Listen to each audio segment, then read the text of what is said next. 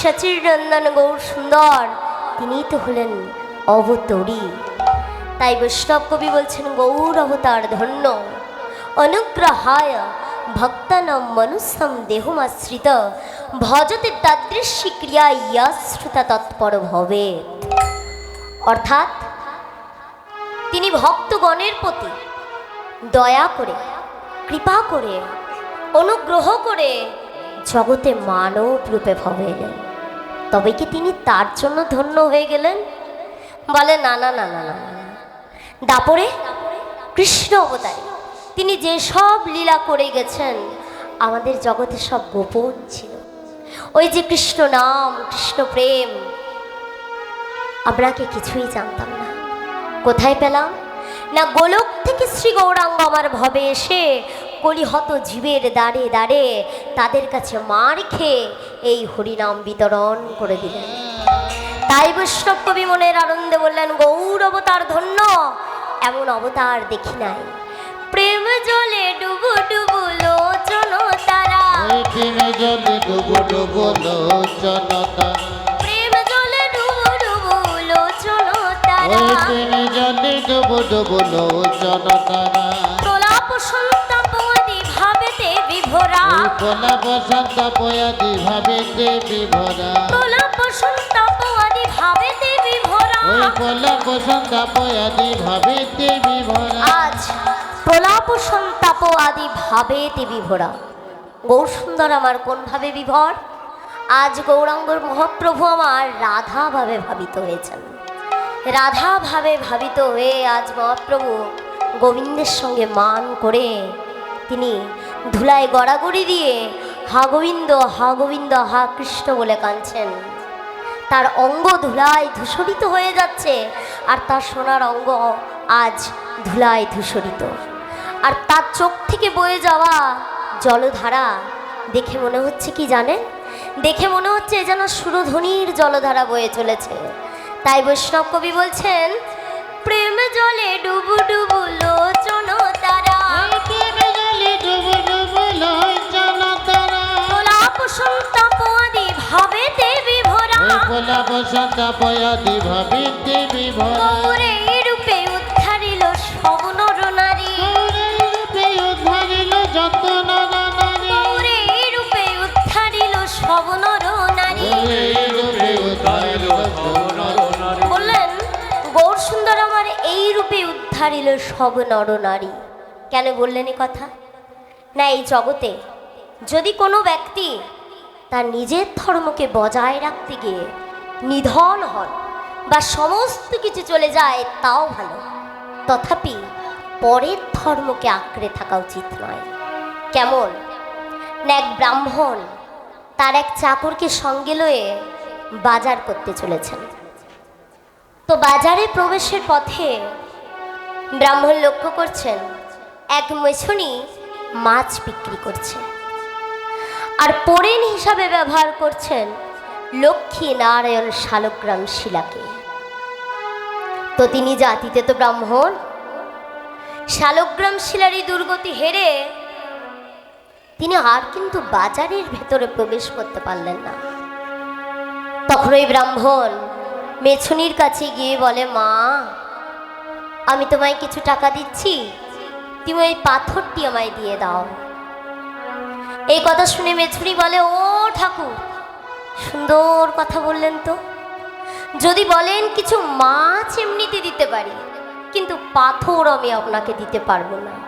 কেন জানেন না, আমার স্বামী একদিন নদীতে মাছ ধরতে গেছিল, তো তার জালে এই পাথরটি উঠে আসে। দেখতে বেশ গোলগাল সুঠাম। পাথরটিকে ওজন করে দেখলাম, বাহ এ তো ভালো পড়ে না হবে।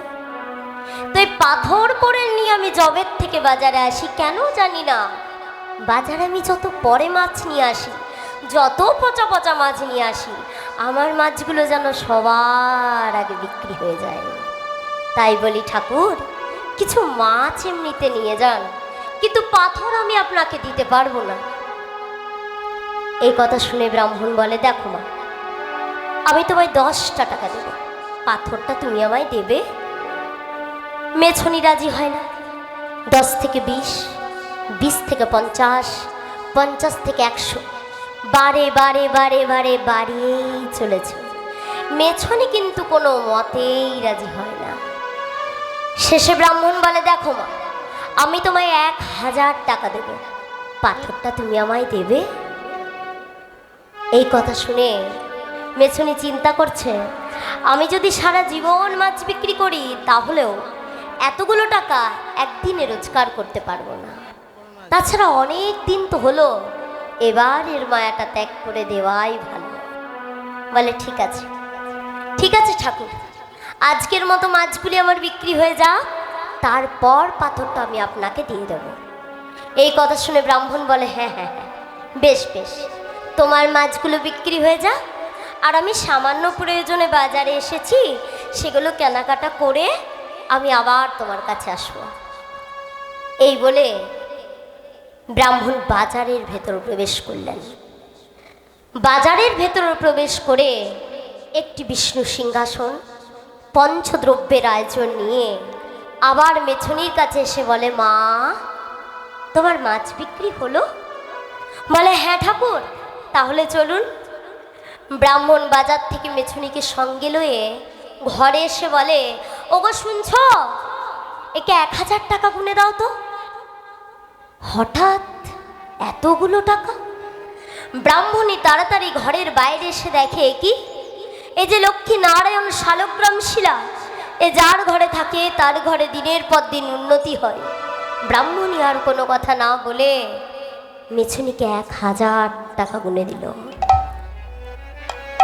আর ব্রাহ্মণ নিজ কুল পুরোহিতকে ডেকে বিষ্ণু সিংহাসনের পাশে এর সিংহাসন স্থাপন করে 1650 পূজা শুরু করে দিলেন। 1 দিন, 2 দিন, 3 দিন, 3 দিন পুজো হবার পর ব্রাহ্মণকে স্বপ্ন দিচ্ছে, ব্রাহ্মণ, এ তুমি কি করলে? তুমি যদি তোমার ভালো চাও, যেখান থেকে এনেছিলে আমায় সেখানেই দিয়ে এসো, যদি না দিয়ে এসো তাহলে তোমার সর্বনাশ হয়ে যাবে। ব্রাহ্মণকে স্বপ্ন দিচ্ছে তো, আর ব্রাহ্মণ তার উত্তরে বলছে, ঠাকুর, ভয় দেখাচ্ছ?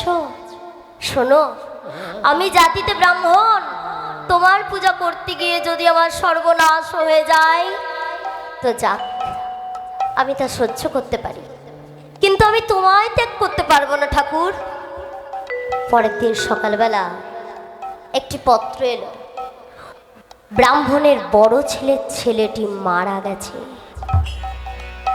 সেদিন রাত্রিবেলায় ব্রাহ্মণকে আবার স্বপ্ন দিচ্ছে, ব্রাহ্মণ, তুমি যদি তোমার ভালো চাও, যেখান থেকে এনেছিলে আমায় সেখানেই দিয়ে এসো, যদি না দিয়ে এসো তাহলে তোমার সর্বনাশ হয়ে যাবে। ব্রাহ্মণ কিন্তু কোনো মতেই রাজি হয় না। পরের দিন সকালবেলা আবার একটি পত্র এলো, ব্রাহ্মণের বড় ছেলেটি মারা গেছে। অল্প দিনের মধ্যে, কিছুদিনের মধ্যে ব্রাহ্মণের যেখানে যা ছিল, পুত্র, পরিবার, পরিজন, সকলকে হারিয়ে ফেলল। ব্রাহ্মণের আর দাঁড়াবার স্থান নেই। বলে, ব্রাহ্মণ, এবার কি হবে? বলে, কেন ঠাকুর, এখনো তো আমার প্রাণ আছে, যতক্ষণ আমার প্রাণ থাকবে ততক্ষণ তোমায় আমি ত্যাগ করতে পারবো না। সেদিন সকালবেলা ব্রাহ্মণ শালগ্রাম শিলাকে একটি শালু কাপড়ে বেঁধে ঘর সংসার ছেড়ে বেরিয়ে পড়লেন ভিক্ষাতে। যেদিন যেখানে যা জোটে, কোনোদিন নদীর তীরে, কোনোদিন গাছের ছায়ায়, আগে নারায়ণের সেবা পূজা করেন, তারপর নিজে ভোজন পান করেন। তো একদিন সকালবেলা ব্রাহ্মণ তার উঠে দাঁড়াবার ক্ষমতা হারিয়ে ফেললেন। প্রবল জ্বরে ব্রাহ্মণকে ঘিরে ধরেছে। সেদিন রাত্রিবেলায় ব্রাহ্মণ বলে, হে ঠাকুর, তোমার পূজা করার মতো ক্ষমতা আজকে আমার নেই, আজকে তোমার পূজা তুমিই চালিয়ে নাও প্রভু। ঠাকুরকে কথা বলতে বলতে ব্রাহ্মণ ওখানেই মূর্ছিত হয়ে পড়েন। এবার ব্রাহ্মণের দুর্গতি হেরে শঙ্খ চক্র গদা পদ্ম বনমালায় বিভূষিত স্বয়ং পূর্ণ ব্রহ্ম নারায়ণ গোলক ছেড়ে নেমে এলেন নদীর তীরে, যেখানে ব্রাহ্মণ মূর্ছিত হয়ে পড়ে রয়েছে। গোলক বিহারী নারায়ণ ব্রাহ্মণের দেহ স্পর্শ করার সাথে সাথেই ব্রাহ্মণ তার চেতনা ফিরে পেলেন। আর চেতনা ফিরে পেতে সম্মুখে ঠাকুরকে পেয়ে বলে, প্রভু এবার আমায় কি করতে হবে বলুন? বলে, শোনো ব্রাহ্মণ শোনো, আর তোমায় কিছুই করতে হবে না, এবার তুমি আমার সঙ্গে চলো। ব্রাহ্মণকে সশরীরে গোলকে নিয়ে গেলেন। আর ব্রাহ্মণ গোলকে গিয়ে দেখছেন এখানে তিনি যা যা হারিয়েছিলেন গোলকে সব বর্তমান। বলে, শোনো ব্রাহ্মণ, আমি তোমায় পরীক্ষা করছিলাম, তুমি জাতিতে তো ব্রাহ্মণ, তোমার অবশ্যই কথা জানা উচিত, স্বধর্মে নিধনাং শ্রেয় পরধর্ম ভয়াবহ। অর্থাৎ নিজের ধর্ম বজায় রাখতে গিয়ে যদি মৃত্যুও ঘটে তাও ভালো, তথাপি পরের ধর্মকে আঁকড়ে থাকা উচিত নয়।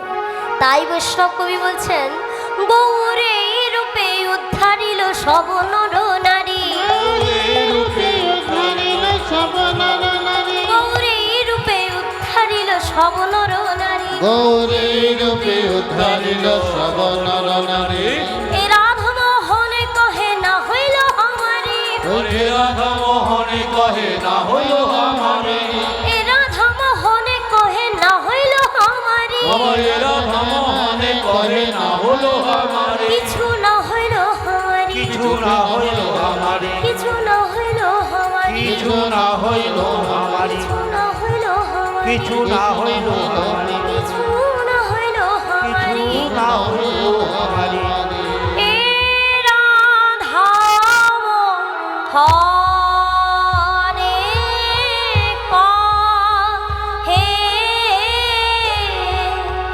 না হইল আমারি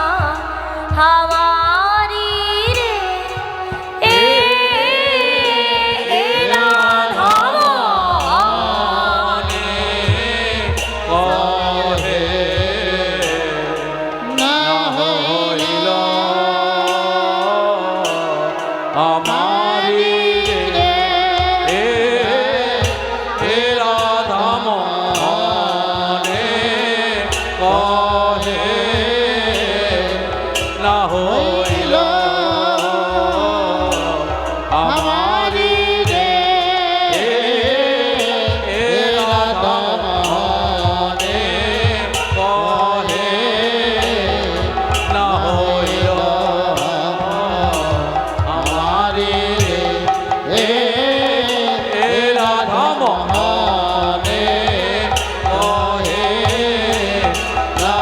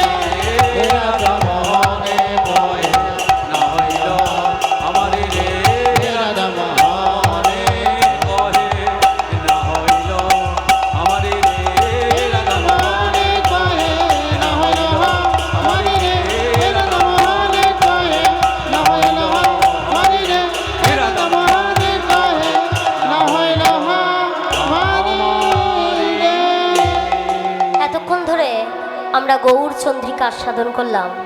এবার আমরা চলে যাব মধুময় বৃন্দাবনে। তাই আমাদের আপন আপন দেহটিকে এখানে রেখে আমাদের মনগুলি নিয়ে এবার বৃন্দাবনে যাব। বন্দে নন্দ ব্রজ স্ত্রীণং পাদরেণুম ভিক্ষান্নশ ইয়া সংহারি কথদগীতং পুনতি ভুবনত্রয়म्। বন্দে নন্দ ব্রজ স্ত্রীণং পাদরেণুম ভিক্ষান্নশ ইয়া সংহারি কথদগীতং পুনতি ভুবনত্রয়म्। বৃন্দাবন মধুবন মধুরম সুন্দরম ওই বৃন্দাবন মধুরম সুন্দরম। হরে কৃষ্ণ কৃষ্ণ কৃষ্ণ হরে হরে হরে রাম রাম রাম হরে হরে। হরে কৃষ্ণ কৃষ্ণ কৃষ্ণ হরে হরে হরে রাম রাম রাম হরে হরে। হরে কৃষ্ণ কৃষ্ণ কৃষ্ণ হরে হরে হরে রাম রাম রাম হরে হরে। হরে কৃষ্ণ কৃষ্ণ কৃষ্ণ হরে হরে হরে রাম রাম রাম হরে হরে। গোপীনাথ গোপীবল্লভ রাধানাথ রাধাবল্লভ গোপীনাথ গোপী বল্লভ বল্লভ রাধানাথ রাধা বল্লভ। গোপীনাথ গোপীবল্লভ রাধানাথ রাধাবল্লভ রাধা মদন মোহন রাধা মদন মোহন রাধা মদন মোহন রাধা। মদন মোহন। বৃন্দাবন মধুবন মধুরম সুন্দরম বৃন্দাবন মধুরন মধুরন সুন্দর। বৃন্দাবন মধুবন মধুরম সুন্দরম বৃন্দাবন মধুরন মধুরম সুন্দর সুন্দরম সুন্দর সুন্দরম সুন্দর সুন্দরম সুন্দর সুন্দরম সুন্দর।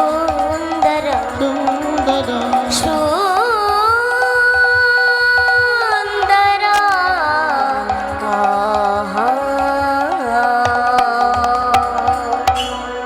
এবার আমরা চলে এলাম মধুময় বৃন্দাবনে।